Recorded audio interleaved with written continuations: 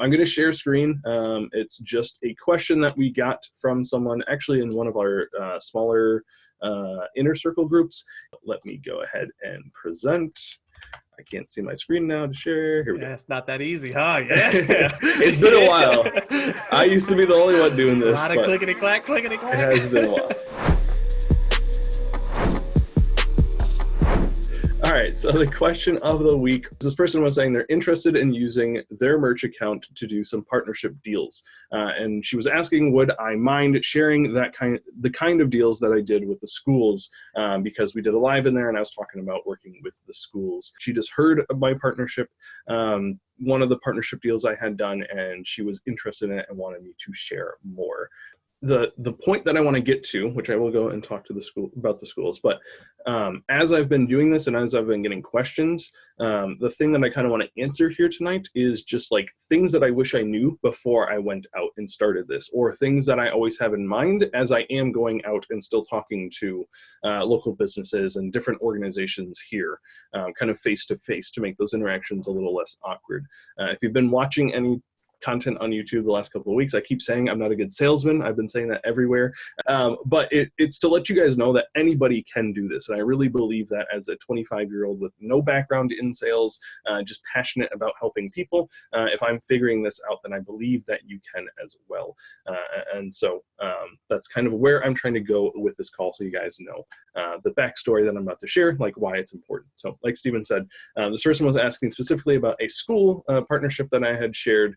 And it was me helping out the school that I went to as a high schooler with spirit wear. I knew that the coaches there, because I played a lot of sports growing up, hated dealing with spirit wear. They hated dealing with, kids coming in and having the wrong, we get those little sheets sent home with us and they'd have the wrong thing checked off, or they wouldn't have the money like stapled to the thing because we're high schoolers and irresponsible. And there's just like a lot of headache around it. So as soon as I started doing print on demand for myself, and realized what an awesome opportunity it was for schools, I went back to the people that I knew, my coaches, and told them like, hey, I have this opportunity to help you guys with your boosters club. That's what like their fundraising club is called. Are you interested? Can I at least talk you through what this would look like?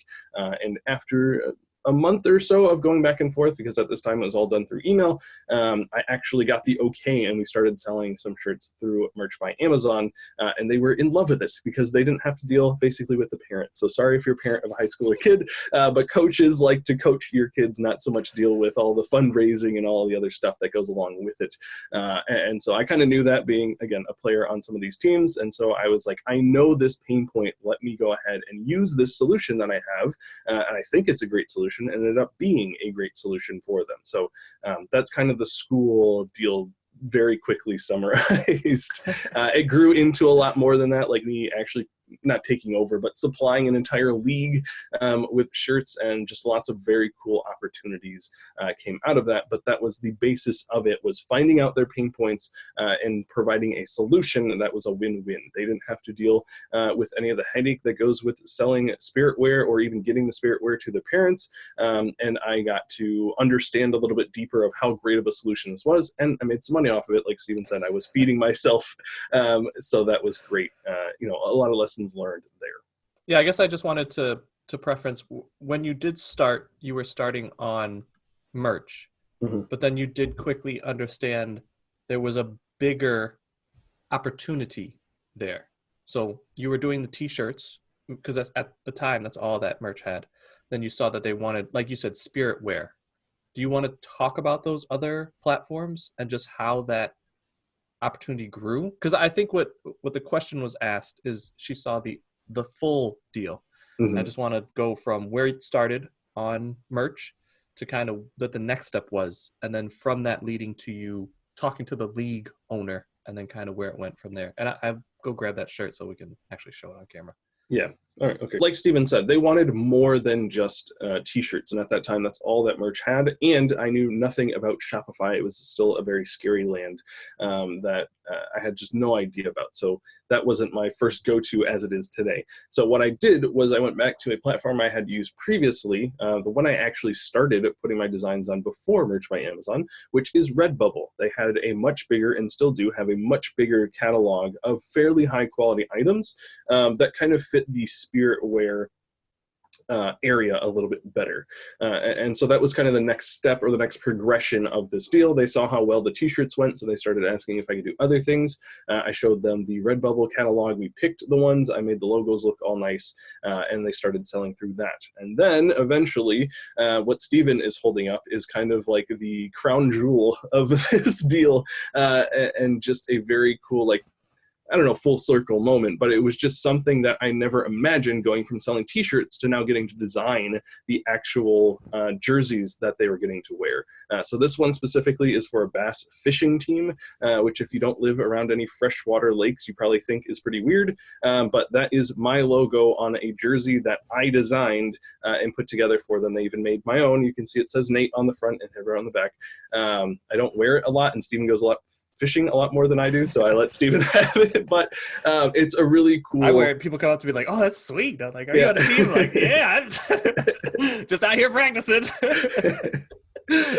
It's just a really cool piece of apparel that isn't being sold online anywhere, but it's for that team, and I got to design it. And so that whole experience was really cool too, because I've never, I worked in a screen printing factory or warehouse, but I never did anything like that where it was like this type of jersey with all the logos everywhere. So I had a blast with that, and it was, like I said, just kind of this all this hard work that went into this thing, and now I get to see that I'm responsible for making the school jerseys, which is just like this weird thing. Like, I just went to go talk to my coaches, and now I'm fully designing basically everything these kids wear, which is cool. Yeah, it was cool when you said, "Oh, I've talked to the league owner." It was like, "Oh, yeah, this has gone beyond even what I thought possibility of my going." But I think as we talk about deals more and working with other people, something that I want to point out is where you start is not necessarily how the deal is actually going to be structured and work out. I think the original idea that you had was just to go and help that one person that you had a contact with and just see if there was something there. Then you listened to him, found the pain point, and then offered a solution. I don't think you even thought the next step would be, oh, they want cell phone cases, they want yoga. Like, I had no idea any of that stuff even existed at the time because I was just starting to help you. And then I was like, oh, wow, this opens up so many opportunities. And then that went well. And then it was the next thing you were talking to the league owner. And I was like, oh, I'm super all into this. Like, how does this work? How do we operate this deal? And even like structuring out those deals, I want to start breaking down a lot more. And I think as we do more with Shopify, I think it's even more interesting over there.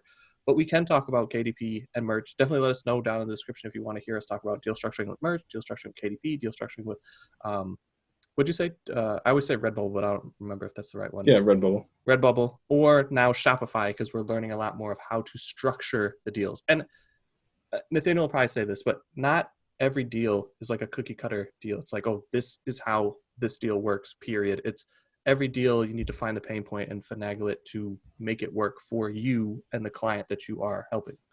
Finagle is a little, customize it. I like saying customize it. But Steven's right. I wish there was a playbook that I could just hand you. I wish you watched this 3-hour video and now you fully understand how to create print-on-demand fundraising opportunities. But that's kind of the part that I like about this, and the thing that keeps me addicted to it is that every organization that I talk to, I structure the deal slightly differently. A lot of the deal structuring that I've done in the past is not even great. Yes, I get paid, but there are giant holes or areas that I just didn't talk about because, again, I'm 25. I'm still learning a lot about this, so I don't have everything figured out. But that is kind of my first impression that I like to leave on people is like, I'm here to help you. I'm going to do whatever I can, but I am still learning this world. I'm still learning business, so there might be some things that happen that aren't the greatest. Like, we didn't calculate to put in shipping into our item costs, which is just a very silly thing to do. But because the way that I approach these businesses as well, not, super professional and like I have everything together, which I will get there one day. But for now, I'm happy to let them know like, hey, I'm going to do everything I can, but there might still be mistakes. So as long as you're willing to work with me, I'll do everything I can to limit those mistakes and fix them anytime they come up, which I think we have a pretty good track record of. But it's a lot of the way that you're approaching these organizations as well, the kind of conversations. And so I think they saw that, my coaches saw that, and when they introduced me to the league owner, who was like the most laid back guy I've ever talked to, he was like, how much is it going to be? And you're going to do this for every team? Great, cool. Like that was basically the end of the deal structuring. Like he didn't care about deadlines. He didn't like question me a bunch. He was like, I saw what you did for this team. Their booster club is super happy. If you can do that for everyone in the league and make all the booster club happy, like I look better, like they're happy, like it's all just win-wins all over the place. It was interesting how it scaled up. Like it was the hardest to get it going, but then once you kind of get it going, it was like, I think, easier. And awkward, to be quite honest. Like I had great relationships with some of my coaches, but to go back to them, after not seeing them for 2 to 3 years, like after high school, like, hey, I'm in town. Can we sit down? I have this idea for a fundraiser. Like it was an awkward conversation, but I got to know my coaches a little bit better, have better relationships with them, and it just became less awkward. But definitely having that foot in the door for that first one was a huge help for me. And I've been looking back at all the deals that I'm doing and trying to set like phases to them, kind of like we've done phases for having like a merch by Amazon account or just like print on demand through organic traffic. That first phase is like just get listings up. When you hit 100, something like magic happens and you can look at the data now that you have. And phase 2 is looking at that data and doing better and narrowing in who you're going after and finding your avatar and all those things. So I'm trying to do the same thing with this print on demand fundraising idea, and definitely that first phase, at least for me, and hopefully people can relate to this, but it's like find someone that you have, or find an organization that you have a foot in the door with, whether that's someone you directly volunteered with or you are a part of that organization in some way, or you have a really good friend who can introduce you to a certain person that will help you kind of get this conversation started. Again, that's coming from a non-salesman, so if you're a salesman, I'm sure you can just walk in and present this much better than I can, but for me, that like phase 1 is just finding people that you have an opportunity with and being very honest with them that like you are still trying to figure this out. There's verbiage that you can use to make that sound a lot better, but that's kind of like the heart that I've approached a lot of these organizations as I've traveled all over the United States, and I've had opportunities to talk to certain people, and I don't come in there like, hey, I'm the traveling salesman. I come in there like, hey, I just want to help, and this is what I'm doing. If it's the right fit for you, then cool. But yeah, like we were saying before, there was no playbook that I just had. It was like, just let's find what your pain points are. Like that's usually the first meeting I'm having with people, because it's not always print on demand is the only solution here, and it's the greatest thing since sliced bread. It's like, this is a great solution for a lot of organizations, but if you're very happy with screen printing and you have that like, sealed up and it's working out perfectly, then we don't need to change that. It's nice to meet you. If you ever do want to do anything on a more global scale or shipping becomes more of a problem, like come talk to me. But it's not always a great solution for every organization out there. And sometimes you partner the two together, which I would say is the case most of the time anyways. So there's lots of flexibility and customizing that you can do with these fundraisers. Yeah, I think I just want to touch on that point of find those relationships that you have to be able to build off of, especially if you're just getting started. Like Nathaniel said, he was nervous. He didn't quite know what he was doing. Finding somebody that you can talk to and have a relationship with makes it very easy to go in and be open and honest with. If you're going into a business cold and you just walk into the pizza shop, like I asked Nathaniel to do when he was in Michigan, just say, hey, I don't know what I'm doing, and then just try to pitch them when they're cold. It was just an experience I wanted Nathaniel to have, but it is so much easier if you have a relationship. Another thing you said that was like the options.